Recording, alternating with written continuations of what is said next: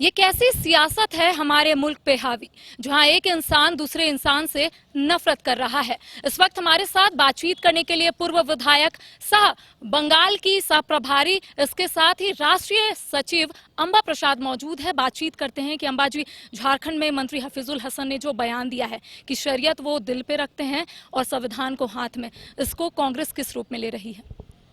देखिए, एक राष्ट्रीय सचिव होने के नाते बहुत जिम्मेदारी से बोल रहे हैं कि हमारे लिए हमारा एक ही मज़हब है, वो है भारतीय, और हम संविधान को बहुत स्ट्रांगली मानते हैं। मैं अगर अपना पर्सनल बोलूँगी तब मैं बोलूँगी कि मेरा धर्म मेरे दिल में है। जब हम आस्था करते हैं, पूजा करते हैं, आराधना करते हैं, तो हम अपने दिल से करते हैं, भावना से करते हैं। लेकिन मेरे दिमाग में संविधान है, क्योंकि जब हम काम करते हैं, जब लोगों के साथ न्याय करते हैं, जब हम शासन प्रशासन से संबंधित कोई भी काम करते हैं या समाज सेवी के रूप में जब हम उतरते हैं, तो हम दिमाग से हर चीज़ों को देखते हैं। तो वहाँ पे मेरा संविधान मेरे ऊपर हावी है। तो मंत्री जी ने गलत बयान दे दिया है? देखिए, उनको एक्सप्लेन करना चाहिए, क्योंकि आप लोग किसी तरह से तो आप लोग को खटका है, तभी आप हमसे ये बात कह रहे हैं। तो कहीं ना कहीं ये चीज़ उचित नहीं है इस तरह से बोलना, और he should explain. Waqf bill को लेकर बंगाल में हिंसा भड़क गई है, आपको क्या लग रहा है? चूंकि लगातार तमाम जो लोग हैं उनका कहना है कि वक्फ बिल को लेकर कहीं ना कहीं बंगाल जो है वो जल रहा है, इसको किस रूप में ले रही हैं, क्योंकि आप बंगाल की सह प्रभारी भी हैं? देखिए, सबसे पहले तो ये देखने वाली बात है कि पूरे अगर आप नज़र घुमा के देखेंगे, सबसे पहले तो यहाँ पे जहाँ पे 25 से 26% मुस्लिम की आबादी है झारखंड में। अगर आप बिहार चले जाएंगे तो 35% से 40% तक मुस्लिम की आबादी है। अगर आप ओवैसी के राज्य में चले जाएंगे, यूपी में देखेंगे 55% वहाँ मुस्लिम बहुल आबादी है। फिर आप अगर हैदराबाद चले जाएंगे, 65% मुस्लिम बहुल आबादी है। उसी तरह से केरला 50%, ऐसे आप विभिन्न राज्यों में देखेंगे। और सब जगह सरकारें अलग अलग है, कहीं बीजेपी की सरकार है, कहीं यहाँ पे कांग्रेस जेएमएम की सरकार है झारखंड में, उसी तरह से कहीं कांग्रेस की सरकार है, कहीं पक्ष है, कहीं विपक्ष है। और कहीं पे भी इस तरह की दंगा की खबर नहीं आई है, सिर्फ बंगाल से आई है। और आपको देखना होगा कि वो बॉर्डर एरिया है, और वहाँ पे लगातार आप देख रहे हैं कि वहाँ पे इशू कांग्रेस की तरफ से रेज किया जा रहा है कि पूरा बॉर्डर 450 किलोमीटर से ज़्यादा बॉर्डर वहाँ पे पूरा खुला छोड़ दिया गया है। बांग्लादेश के लोग हर दिन लाखों लोग आ रहे हैं, अपना वोटर आईडी बना रहे हैं, वहाँ रह रहे हैं, वोट और चुनाव भी लड़ रहे हैं। ये कुछ ही हाल ही के दिन में वहाँ के एक सरपंच को पकड़ा गया, अभी वो अरेस्ट होके जेल गए हैं, जो कि रोहिंग्या निकले। तो ये लोग सिर्फ घुस नहीं रहे, ये लोग वोटर आईडी भी बना रहे हैं, ये लोग चुनाव में भी खड़े हो रहे हैं।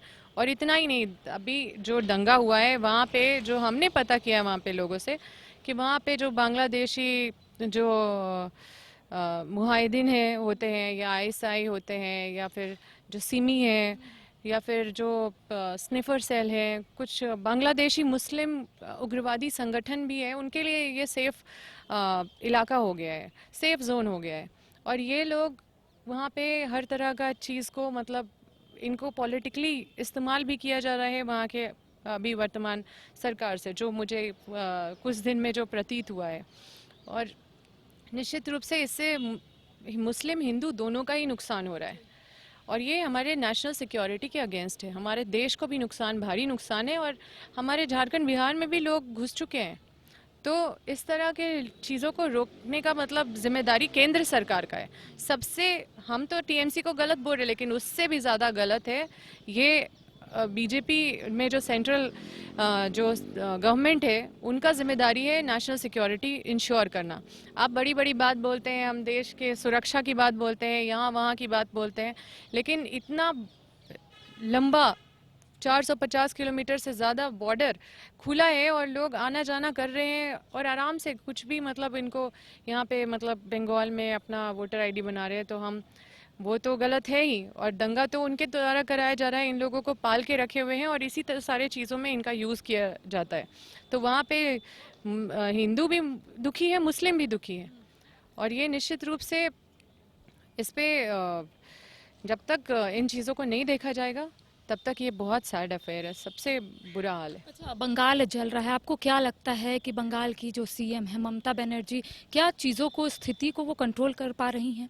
देखिए, अगर स्थिति को कंट्रोल कर पाती या फिर चाहती, अगर वो इन सब चीज़ों के खिलाफ अगर उन्होंने पूरे बंगाल के लोगों के कल्याण के लिए उन्हें संविधान का कसम खाया है। और लेकिन अभी वो जिस तरह से पोलराइज करके वोट बटोरने का कोशिश कर रही है, हमको हमको तो ऐसा लगता है कि दोनों भाई भाई मौसेरे भाई टाइप के बीजेपी और टीएमसी हो गए हैं।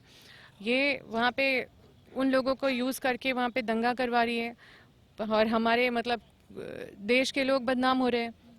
जिस तरह से लॉ एंड ऑर्डर सिचुएशन ख़राब है, वहाँ पे पुलिस नहीं गई। जब जितना देर दंगा हुआ, सुबह से 2-3 शाम बजे हो गया, लेकिन कोई पुलिस नहीं आई। लोग इतने पुलिस को फ़ोन किए वहाँ से, लेकिन वहाँ पे कोई भी लॉ एंड ऑर्डर सिचुएशन को कंट्रोल करने के लिए स्टेट के कोई भी प्रशासन या पदाधिकारी वहाँ पे नहीं पहुँचे। लेकिन बीएसएफ के लोगों को बुलाया गया। पहले तो बीजेपी पे आरोप लगाया जाता है कि बीएसएफ के माध्यम से बांग्लादेशी घुसपैठी को बुला के वहाँ पे कुछ करवाया गया, दंगा करवाया गया। और उसके बाद फिर आप वहाँ के उस स्थिति को नियंत्रण करने के लिए बीएसएफ के ही लोगों को आप बुला के वहाँ पे स्थिति को नियंत्रण करवा रहे हैं, और अभी उनके वजह से नियंत्रण भी है। तो ये वो बोल रहे हैं और पब्लिक खा रही है। तो लोगों को भी समझना होगा कि किस तरह से ये लोग बयानबाजी करते हैं। ममता बनर्जी ने कहा है कि वक्फ बिल को बंगाल में लागू होने नहीं देंगे। इसको किस रूप में आप ले रही हैं? देखिए, ये तो फेडरल स्ट्रक्चर के खिलाफ है। हम लोग पूरे कांग्रेस पार्टी वक्फ अमेंडमेंट बिल के खिलाफ है, क्योंकि ये संवैधानिक नहीं है और इसकी लड़ाई हम लोग कोर्ट में भी लड़ रहे हैं। ये पूरी तरह से संविधान को छेड़छाड़ करने वाला विषय है, क्योंकि आप आर्टिकल 26 देख लीजिए।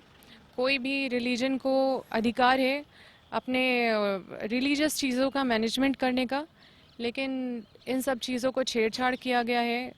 हम हिंदू का भी रिलीजियस ट्रस्ट एक्ट बनाया गया है, रिलीजियस ट्रस्ट बनाया गया है हिंदू का, और मुस्लिम का वक्फ बोर्ड है। तो उसमें कई प्रावधान है, आपको समझना होगा। वक्फ में पार्टीशन अलाउड नहीं है, सक्सेशन अलाउड है। उसी तरह से हिंदू में पार्टीशन सक्सेशन दोनों अलाउड है, लेकिन कंपल्सन नहीं है। उनका सक्सेशन कंपल्सन है, और वो 1/7 मतलब 7 भाग में 1 भाग उनको दान देना पड़ता है अपने धर्म के लोगों के मतलब डेवलपमेंट के लिए, चाहे स्कूल कॉलेज या जो भी है। तो इन चीज़ों का मैनेजमेंट वो अपने तरीके से करते हैं। अब वो इसका नाम भी बदल दे रहे हैं। इसका विरोध करती नजर आएगी? बिल्कुल करती नजर आएगी। आप जो आर्टिकल 26 को छेड़छाड़ कर रहे हैं, आप देखिए, हमारे देश में ऐसा हो गया है कि अगर किसी और जाति के साथ कुछ हो रहा है तो दूसरा जाति बोलता है उसके साथ हो रहा है, हमें क्या। तो इस तरह का मतलब मानवता तार तार हो रहा है।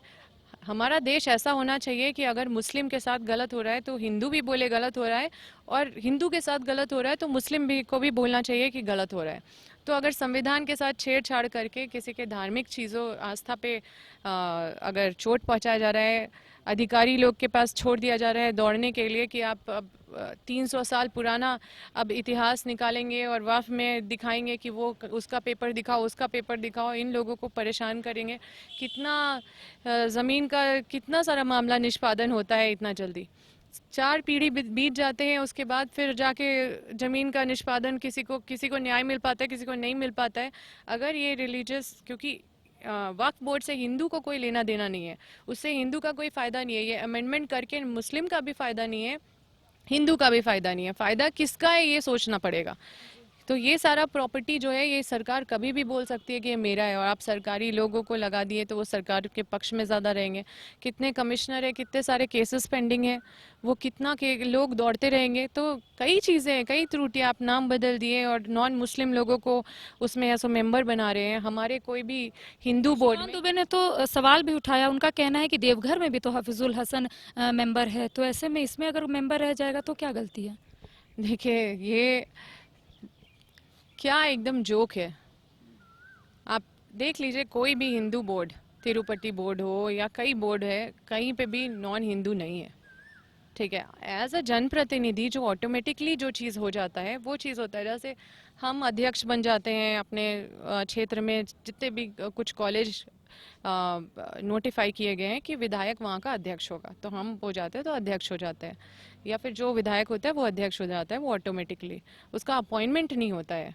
वो जो जनप्रतिनिधि, और ये सारा चीज़ कभी अछूता नहीं, मतलब ये इन सारी चीज़ों को कोई टच नहीं कर रहा है। लेकिन कई इसमें विसंगतियां हैं और संवैधानिक रूप से सही नहीं है, इसलिए हम लोग कोर्ट गए हैं, कोर्ट में इसकी लड़ाई लड़ रहे हैं और इसकी लड़ाई लड़ेंगे। हम लोग कृषि कानून का भी लड़ाई लड़े, किसान भी काफ़ी संवैधानिक रूप से अपनी लड़ाई लड़े, उनका हम लोग पुरजोर तरीके से साथ दिए और जाके फिर कोर्ट ने खुद केंद्र सरकार को ये कानून को बदलने के लिए बोला।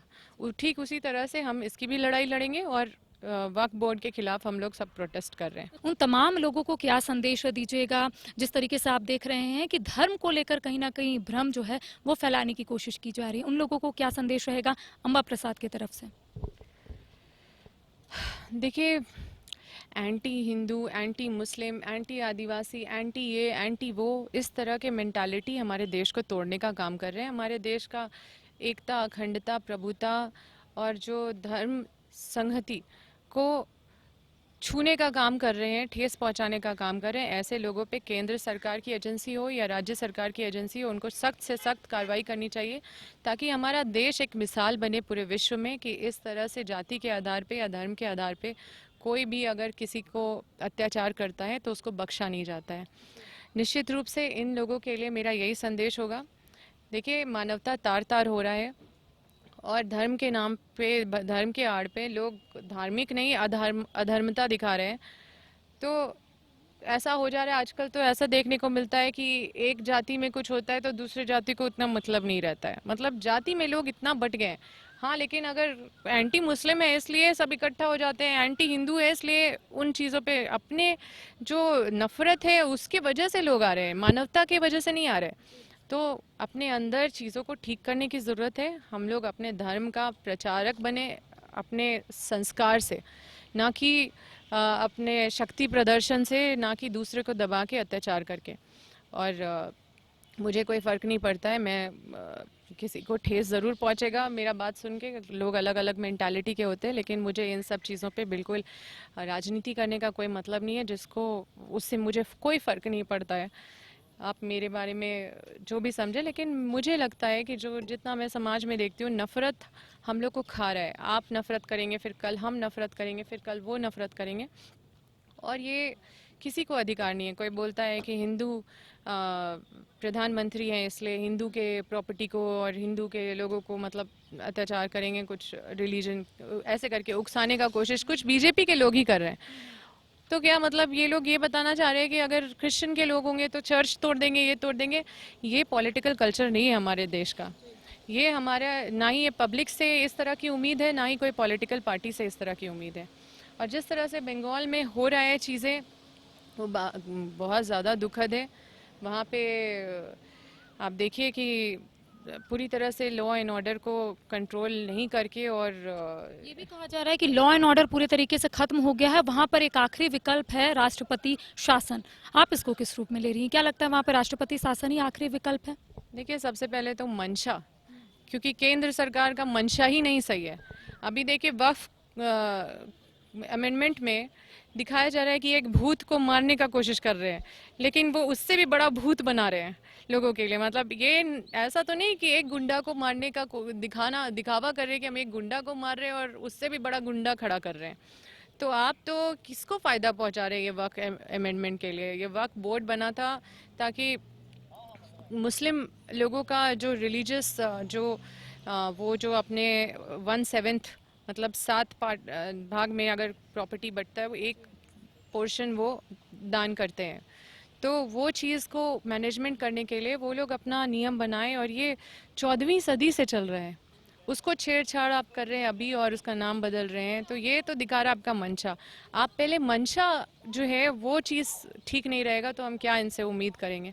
संविधान को जब तक ये नहीं मानेंगे, जब तक रिस्पेक्ट नहीं करेंगे, ये सिर्फ दिखावा कर रहे हैं, क्योंकि इनको भी पता है कि अब हमको भी दिखावा करना पड़ेगा, बिना संविधान के चलेगा नहीं। इसलिए बाबा साहब का अंबेडकर जयंती में भी ये लोग को भी आना पड़ा। भले इनके प्रोग्राम में कोई जान नहीं था, इनके मुंह में स्माइल नहीं था, इनके मतलब हाव भाव में कोई एक्साइटमेंट नहीं था, कोई ऊर्जा नहीं था, लेकिन फिर भी ये मजबूरी में वो सारा जयंती भी मना रहे, क्योंकि ये जान गए हैं कि संविधान की क्या शक्ति है।